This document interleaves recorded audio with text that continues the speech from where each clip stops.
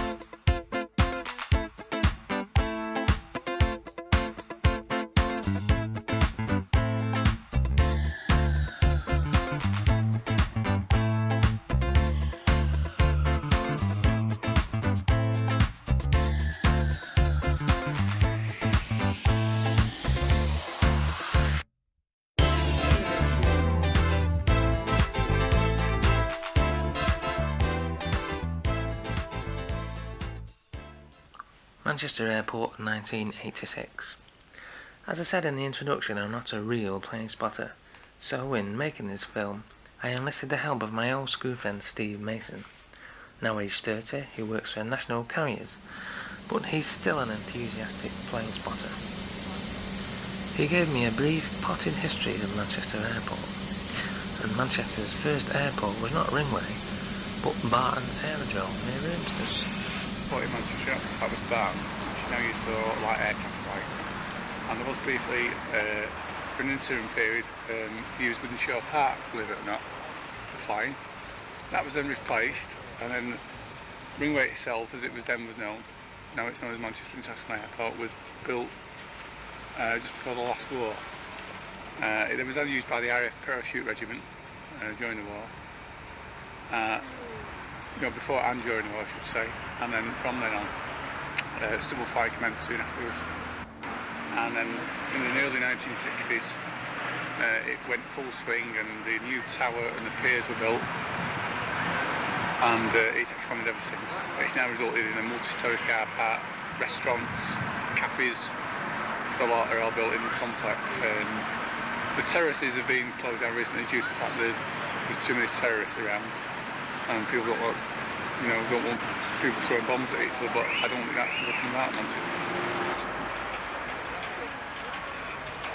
Well folks, we're now at the Tatton Arms, which is the one of many spotting places that I go to. And in fact you can get a pint of beer as well, which is nice. And the other main places are, we're going to film a bit later on, is Cheddar Moss up the road. There's Moss Lane round the back. There's a little gap in the fence, believe it or not, at the airport hotel. And last but not least, the top of the car park, which to me is the best spotting place of all, because you can get pictures of them as they come into the bays, which you'll see on this film. Right folks, here's the basic spotter's equipment. Here's all you need to be an aviation enthusiast. One notebook, 2 pens, spare one in case one runs out, a camera with a zoom lens, And of course, the most vital piece of equipment, the binoculars. Otherwise you can't see a damn thing. Right.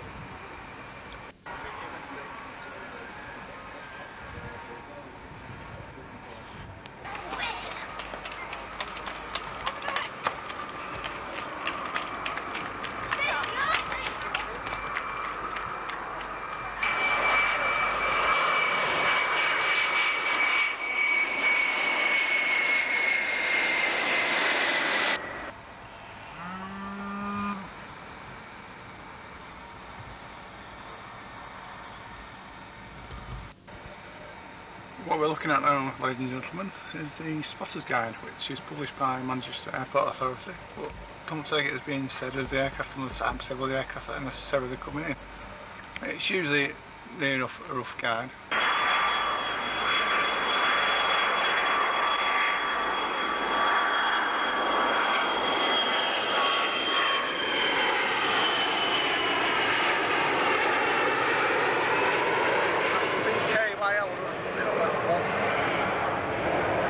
I'll just have a quick check.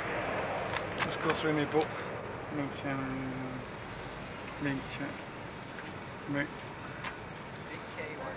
Oh, I have. I've copped it. River Air, Heathrow. That's doing a shuttle flight from Heathrow. I always use the 737 on a Sunday afternoon.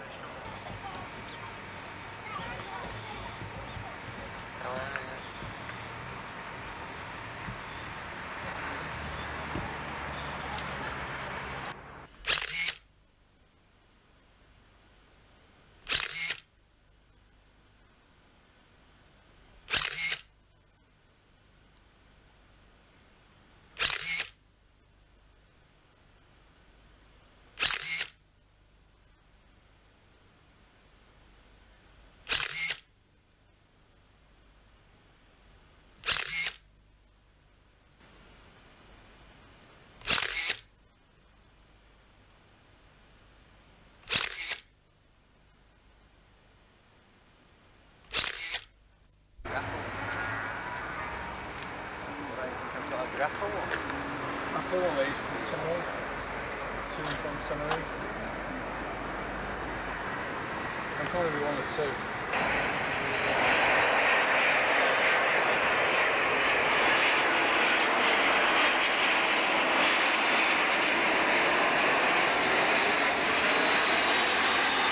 I first started spotting 20 years ago.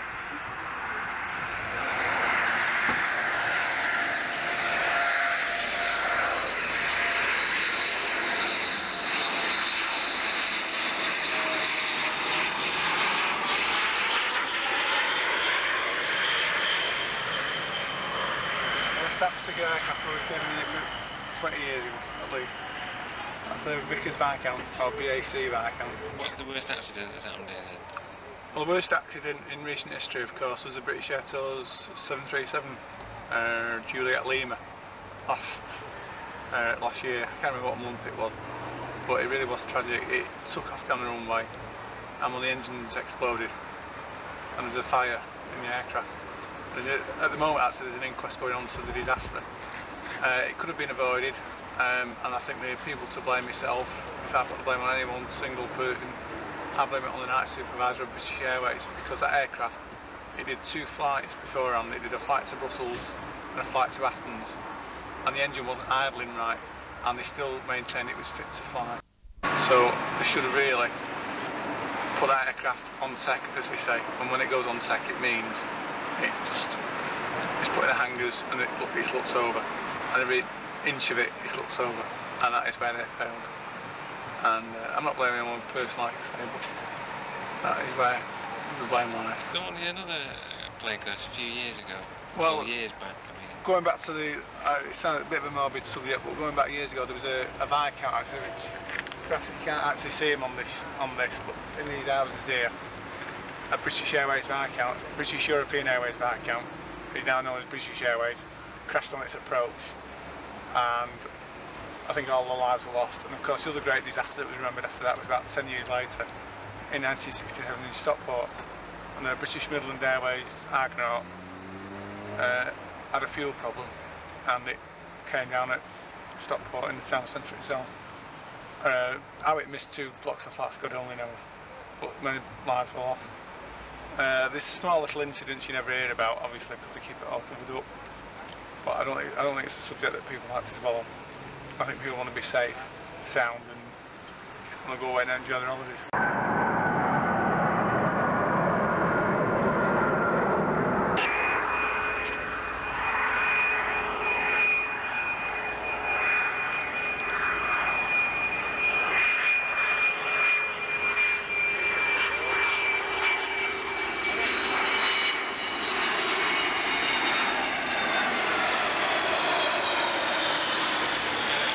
Down here 111 from Forest, Missouri.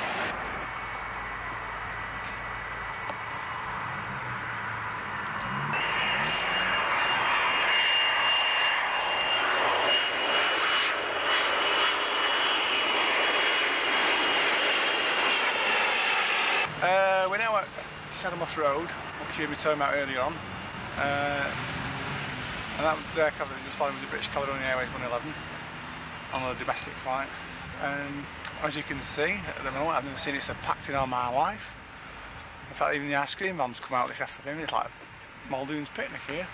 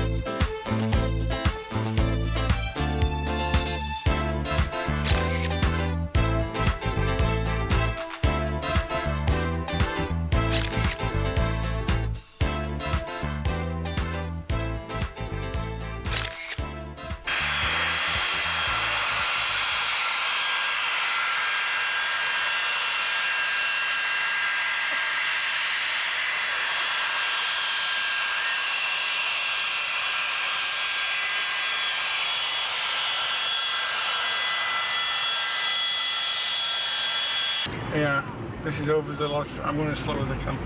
This is Oversley Lodge Farm, where years ago, on this corner here,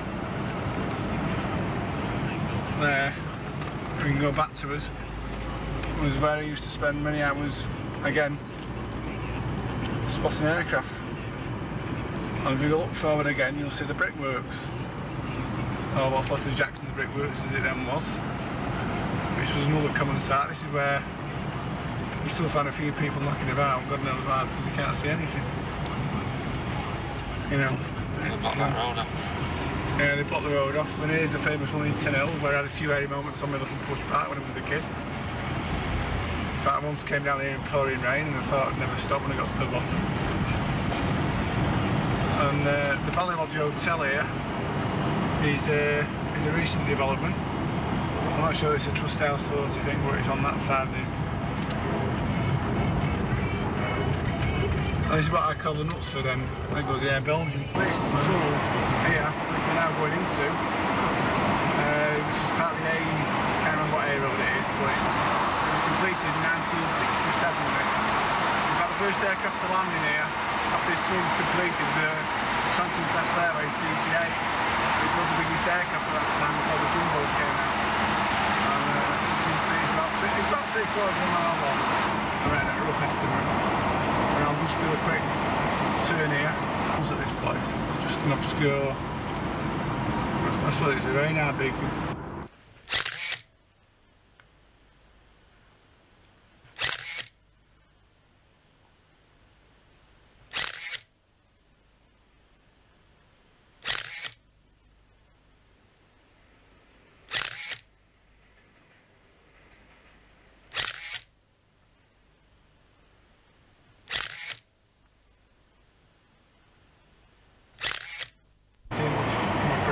The vantage point hasn't got anything going for it.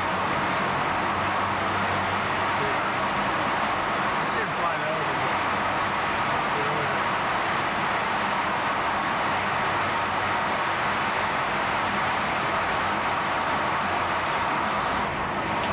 What's it all about? This is what I know.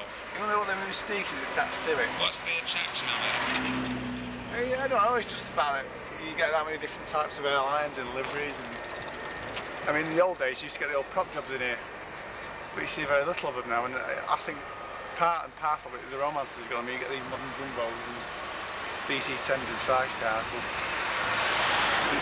they're 10 a penny at the moment. You know, if you want to see a TriStar, we saw one this morning, that Air Canada machine. I mean, British Airtel's unit. But in the old days, it was the fact that you used to get. I mean, one of my favourite aircraft is a Boeing 707. And I'll try and dig up some pictures of them. British Airtel's used to use them. Air Portugal is still using one, so I'm going to see in about 10 minutes. It's due in about 3:30, boys, so I've got about 40 minutes to wait for it. But it's something about it. Is it? What about Manchester though? Is this one of the best airports? Out of the regional airports, yeah, this comes out tops, especially in the summer. I mean, you get a lot of the scheduled airlines, like British Airways and Lufthansa and Aer Lingus. But it's interesting sometimes the fact that they send in something out of the ordinary. It's only Britannia 767, it's alright, something. But it's just it's just some mistake attached to it. I can't put it on. I can't put my finger on it. It's just, I don't know. I just love him. I love watching him take off, landing, and that's why when anybody goes abroad, I usually ask him, you know, what you're going on and what airline. And Colin ran with me and wanted to know what airline he was flying with, and I told him. Don't forget to watch part 2 of this 1986 visit to Manchester Airport.